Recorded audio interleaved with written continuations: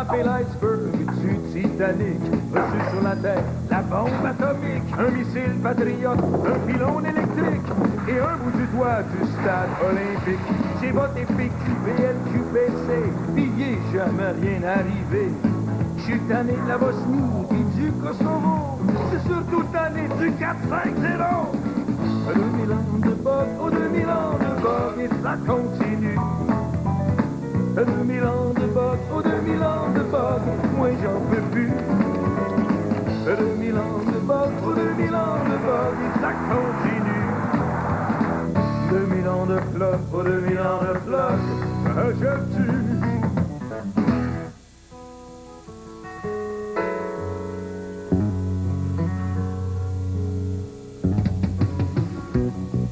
Ils sont venus de l'océan sur des bateaux beaucoup trop grands. Ils sont venus de l'océan avec des yeux couleur de sang.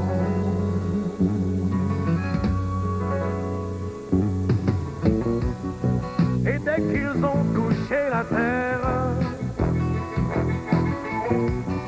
ils nous ont appelés leurs frères. 3 jours après, c'était la guerre. La guerre. Would you not like a little rest before we crush these English? Let us go to it. Je vous répondrai par la bouche de mes canons. Ouais, couchez-vous.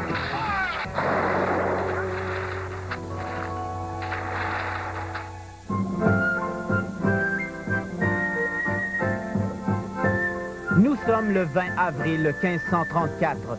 Jacques Cartier quitte le port de Saint-Malo avec 2 navires et un équipage de 61 barbus.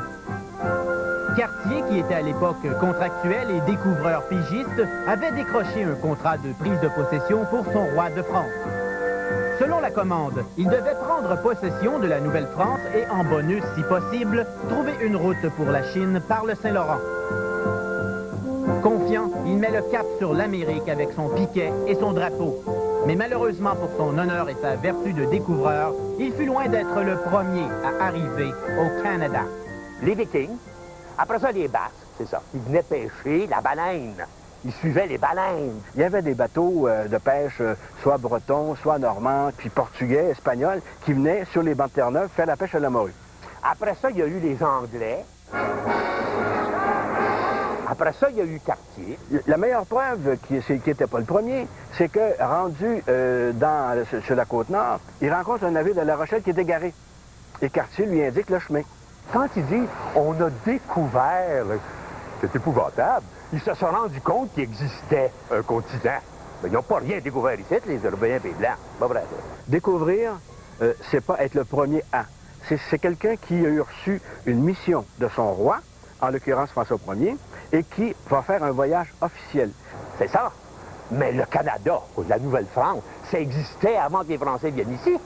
Et non, les Amérindiens, 12 000 ans avant Jésus-Christ, ils étaient venus par le détroit de Bering.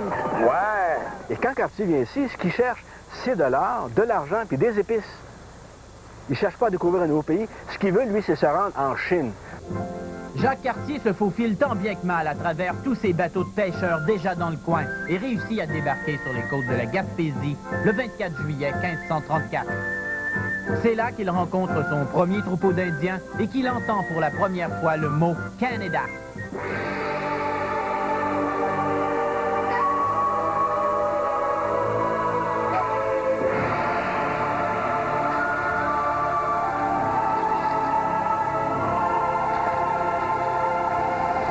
Hog, tabarnak. Mais qui c'est ça qui est sur nos terres? Aucune idée. Je comprends rien. Je pense qu'il veut nous vendre des cigarettes. T'as-tu des bouts de miroir? Mais il y en a un qui dit Canada, là. Mais ça veut dire quoi? Ben, j'ai aucune idée. Canada. Québec. Canada. Québec. Mais il y en a un qui dit Québec. Québec. Canada. Mais Québec, Canada, Québec, Canada. Canada. Québec. Non, Québec, ouais, putain, Canada. Mais Québec ou Canada? On va décider pour eux. Allez. C'est Canada. Canada. Canada. Canada. Canada. Allons dans leur village. Allons-y.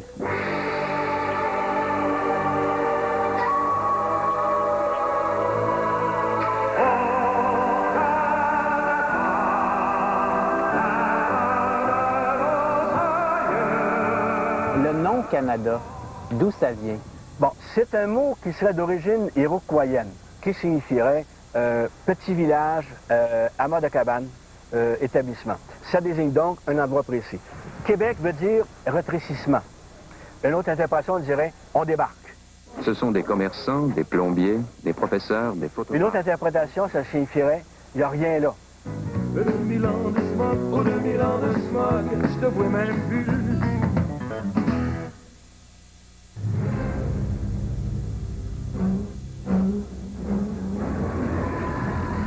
C'est la Bibi t'attaque. Et là, c'est du sérieux. Mais avec Jet Force Gemini, tu contrôles 3 personnages futuristes. Sors ton artillerie lourde et amuse-toi à écrabouiller 120 niveaux de super insectes. Pour ceux qui aiment être au cœur de l'action. Exclusive File 64.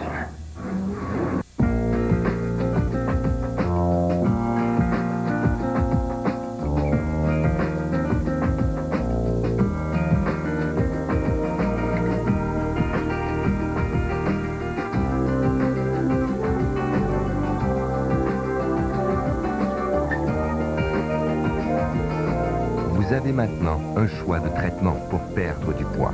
Parlez-en dès aujourd'hui à votre médecin.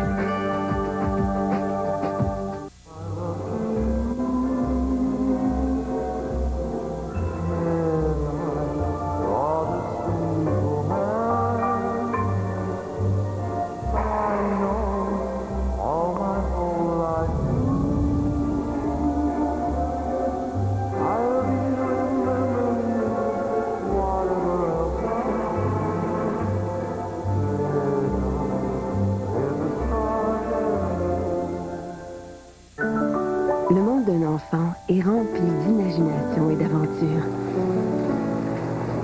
C'est pourquoi j'adore donner des Kinder Surprise. La gâterie qui permet de réaliser 3 souhaits d'un coup. Une surprise, du délicieux chocolat Kinder avec un enrobage au lait à l'intérieur et un jouet à collectionner tout prêt pour partir à l'aventure. Découvrez un monde plein d'imagination et d'aventure avec Kinder Surprise.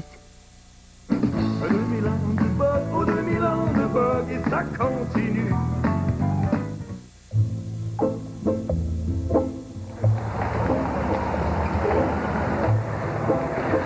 Salut, je vais prendre un tour.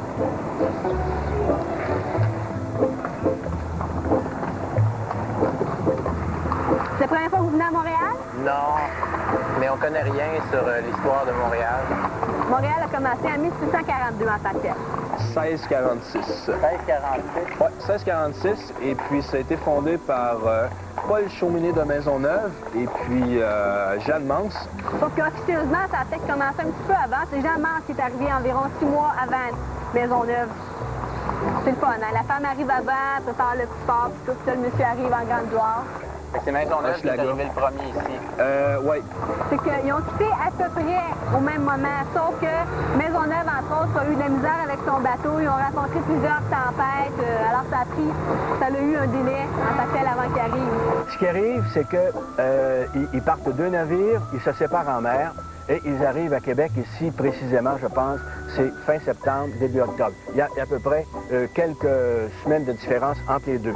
Mais on s'installe à Sillery. En octobre, monsieur, on ne va pas s'installer à Montréal. Et puis là-bas, le gouverneur, il a dit, Montmagny, quel gouverneur? Va pas là. Va pas là, Maisonneuve, c'est un maudit fou. Il y a un Iroquois derrière chaque arbre. Vous allez vous faire manger, tout rond. Maisonneuve a dit quand même que tous les arbres se changeraient en Iroquois. Je vais y aller. Comment tu fais pour prendre possession de Montréal?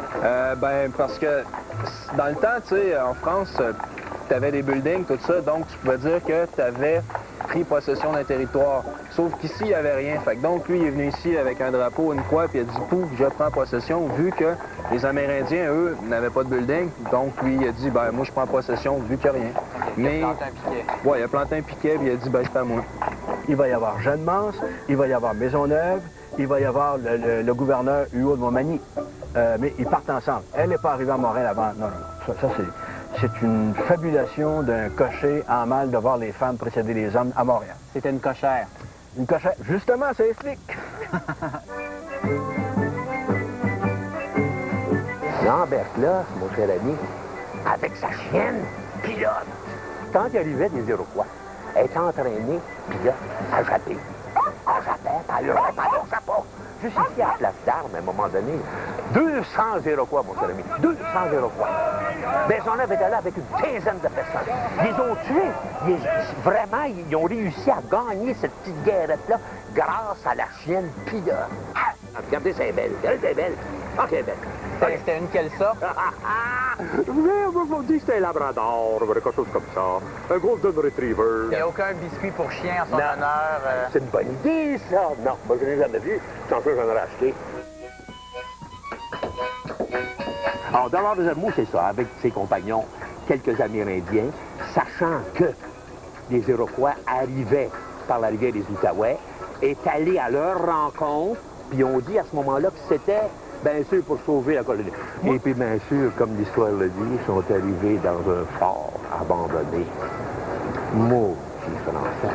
À un moment donné, les Iroquois ont voulu grimper puis monter à la. Et là, mon cher ami, Dollard, il a pris un baril de poudre pour essayer de lancer l'autre bord du petit fort. Le baril de poudre a accroché une branche, il est retombé dans le fort et tous les Français capoutent. Fini.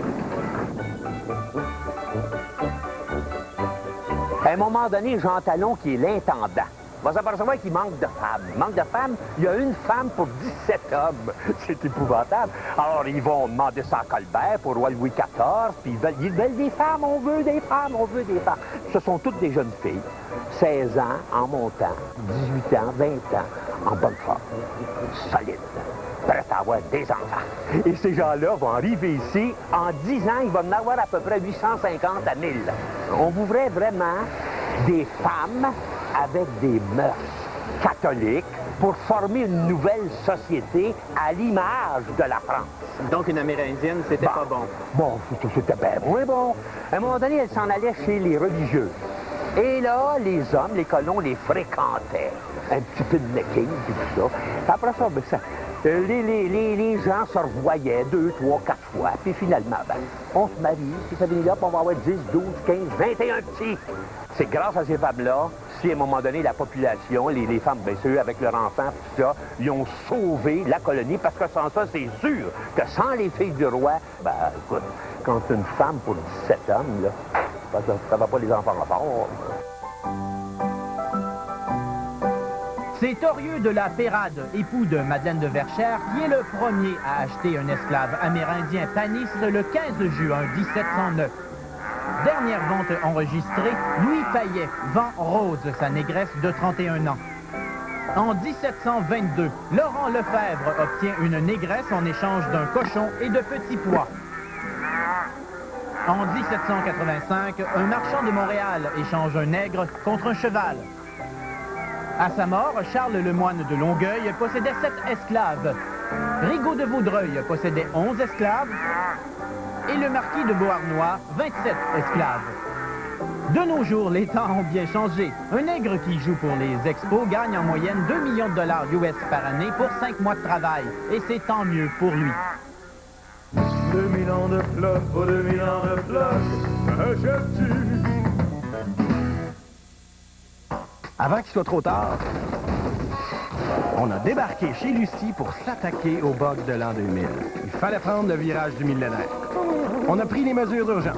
Alain s'est pressé de protéger l'ordinateur. Carole a donné un coup de téléphone à un expert, pendant que Lucie, elle, sauvait ses textes. On n'a pas pris de chance. On s'est fait une grosse provision d'argent liquide avant que nos comptes soient gelés, puis on était prêt à défoncer l'an 2000 avec une bonne bleue. La batte bleue, drôlement bug. Bonne.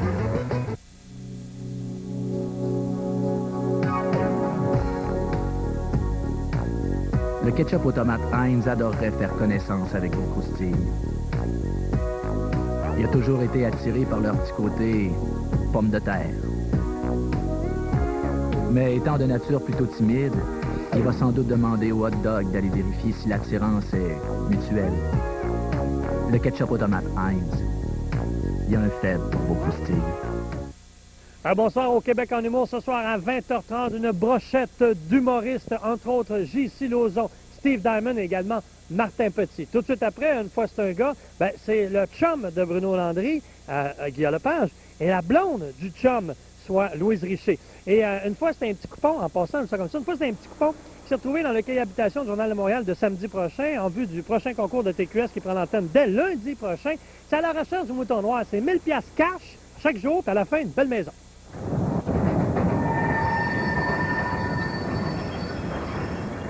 Des problèmes techniques nous obligent à interrompre temporairement le service.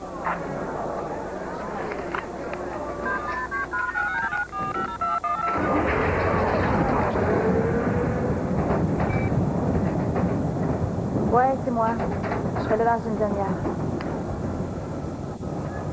Oh, c'est votre main. Pardon. 2000 ans de bug, oh 2000 ans de bug, et ça continue.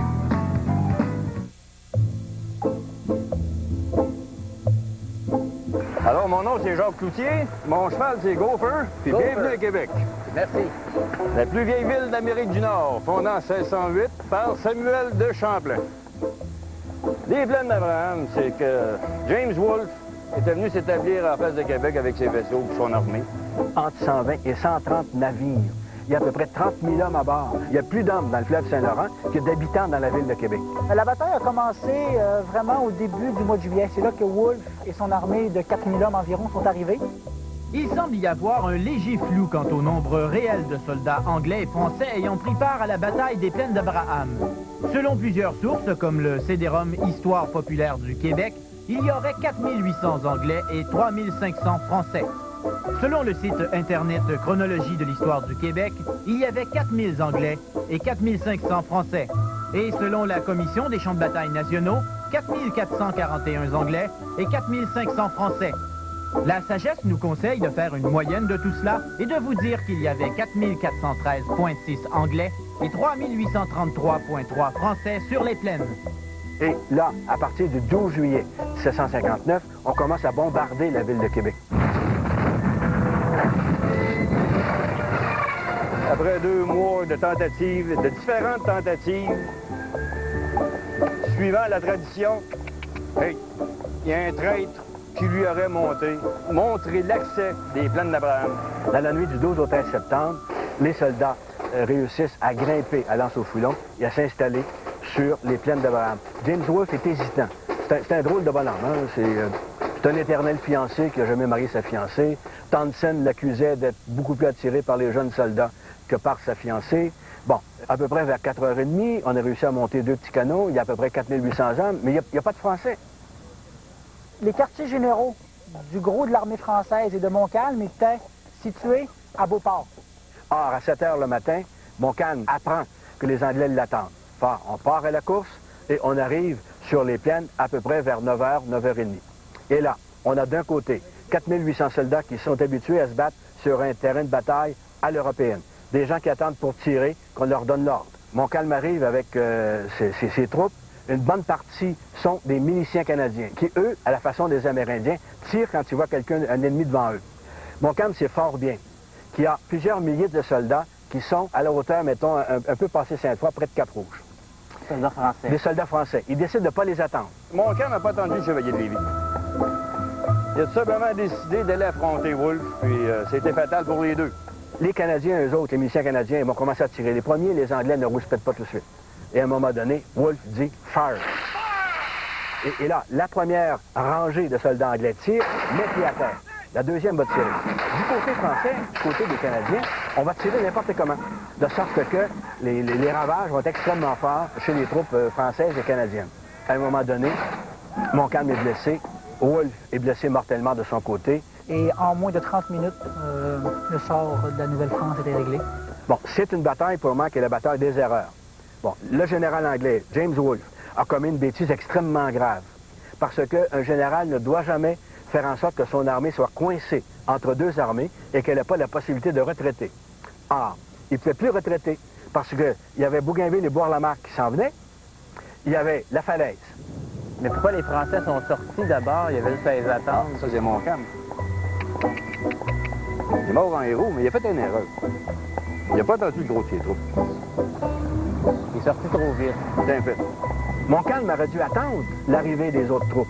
Les Anglais n'auraient pas tiré. Donc Montcalm, ça serait le premier Régent Houle du Québec. Ça veut dire qu'il y a eu beaucoup d'autres faits d'armes, par exemple. On ne peut pas y enlever son crédit. Il aurait dû attendre, et à ce moment-là, on aurait pris l'armée anglaise entre deux. Et ça aurait été, probablement, une victoire française. Heureusement pour les deux généraux, ils sont morts. Puis la bataille de l'épine de Brand, c'est pas une bataille décisive. On a toujours présenté ça comme la fin de la Nouvelle-France. Du tout.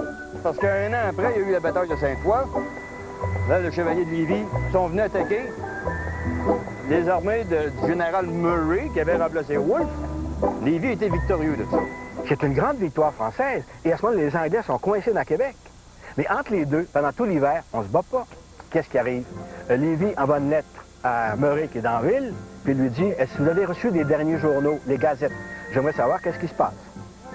Murray lui envoie les gazettes, lui dit, retournez-moi pour ma collection.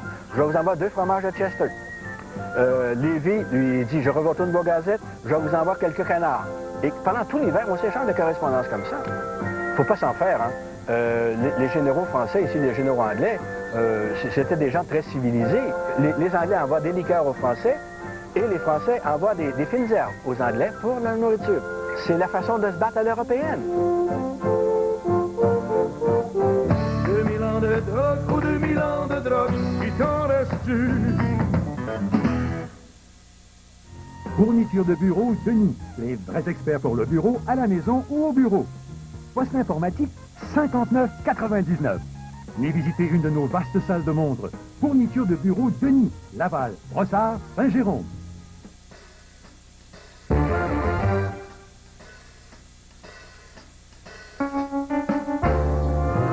Vous voulez un goût qui va au-delà de celui du beurre d'arachide et du chocolat?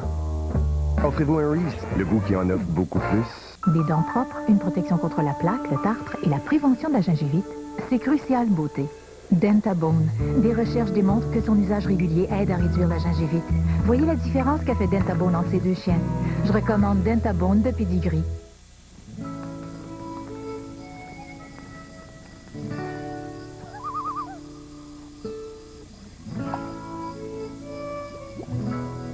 Chez Lactantia, nous préparons du beurre au goût exquis depuis plus de 50 ans.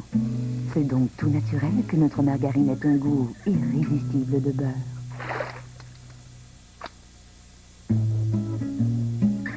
La margarine Lactantia, un goût irrésistible de beurre. Hello, mon nom est Bill Dwyer. À mes côtés, votre arménien favori, Matt Varskursian. Au programme, plusieurs jeux NHL Face-Off 2000 remplis d'action. D'abord en Floride, Buré déjoue Osgood, qui pique une crise et menace de ne plus jouer. Ensuite, à Chicago, Brian Leach rappelle à Gilmore que lorsque la musique change, il faut changer de direction. À Buffalo, Sakic tente d'allumer la petite lumière d'un lancer frappé. Hachek éteint ses ardeurs. Voyez les jeunes épargnés d'électricité, c'est facile. Tout ça plus sur Roy, Kolzig et Matt qui jouent de l'accordéon au retour. C'est ici que je fais de l'argent. Et voici comment j'économise de l'argent. Sans ça, je peux pas faire d'affaires. Sans ça non plus. Lui, c'est quelqu'un sur qui je peux compter. Et ça, c'est quelque chose sur quoi je peux compter. Un service de livraison fiable et rapide. Des économies substantielles. On comprend pourquoi Express Post joue un grand rôle dans les petites entreprises. Je coupe mes tissus avec ça. Et mes coups de messagerie avec ça. Express Post. Disponible à votre bureau de poste. Fourniture de bureau Denis, les vrais experts pour le bureau, à la maison ou au bureau. Chez Opérateur, 29,99. Livraison gratuite, même le samedi. Fourniture de bureau Denis, Laval, Brossard, Saint-Jérôme. 2000 ans de bug, oh 2000 ans de bug, et ça continue.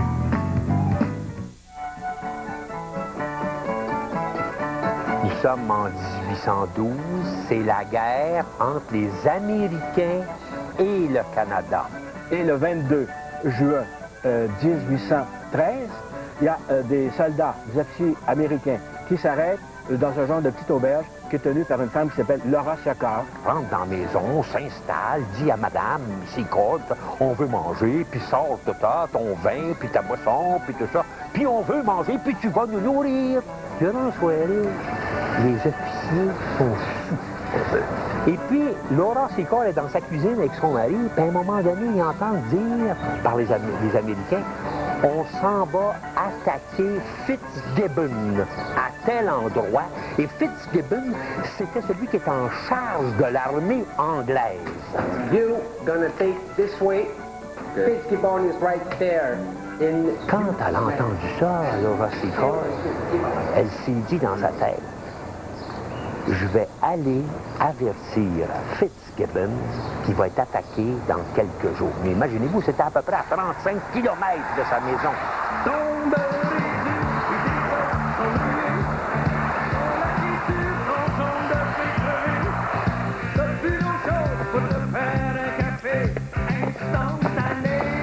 Elle part, habillée à l'ordinaire. Et là, ça a été épouvantable, hein, parce que 30 kilomètres à peu près avec les mouches, les loups, la forêt, tout ce qu'il y a là-dedans, les marais, c'était terrible. Et elle a réussi à se rendre à un moment donné, tout près, puis à un moment donné, elle est arrivée dans une espèce d'espace libre en bas d'une colline et elle a perdu conscience. Mais Laura Secord, une femme forte en pilosité et en courage, reprend connaissance et continue sa course à travers les dangereuses forêts canadiennes. Et Fitzgibbon, à un moment donné, a su par Laura Secord qu'elle allait être attaquée et ça l'a sauvé à un moment donné son armée. So what? C'était une héroïne vraiment au Canada anglais. Alors, on a adopté, si vous voulez, son nom au chocolat, Laura Secord. You're a Bronx, I'm a Bronx, it's me. En 1867, lorsqu'on crée la Confédération, on se demande quel nom on va donner à une nouvelle entité politique et géographique qui comprend le Bas-Canada, le Haut-Canada, la Nouvelle-Écosse et le Nouveau-Brunswick. Et là, on cherche toutes sortes de noms. On suggère Kabousie à cause de Giovanni Caboto. On va suggérer Colombie à cause de Christophe Colomb. On va même suggérer Boréalie parce que l'Angleterre avait l'Australie, le pays du Sud, et la Boréalie, le pays du Nord. On va suggérer Ursulie parce qu'il y a une fille de la reine Victoria qui s'appelle Ursule. On aurait pu s'appeler des Ursuliens et des Ursuliennes. Bon, mais on décide que le nouveau territoire va s'appeler Canada. Oui, c'est en 1867 que le Canada devient le Canada. Et c'est à partir de cette date que le Canada devient une nation sans histoire, mais respectée et chantée de par le monde entier. Oh, Canada, my native home, my own, road strong and free, from far and wide, oh Canada, we stand on guard for thee. May they stand on guard. I need the words. Attention! Là-bas! Hey! Là-bas! Hey! Hey, cette là-là! Cette là-là! Il y a de la bibite ici, hein? Canada! OK. Pas OK, on s'astine. OK. Kawa, tabarnak, hosti, tabarnak. Je me l'ai entendu. KY, tabarnak. KY, tabarnak.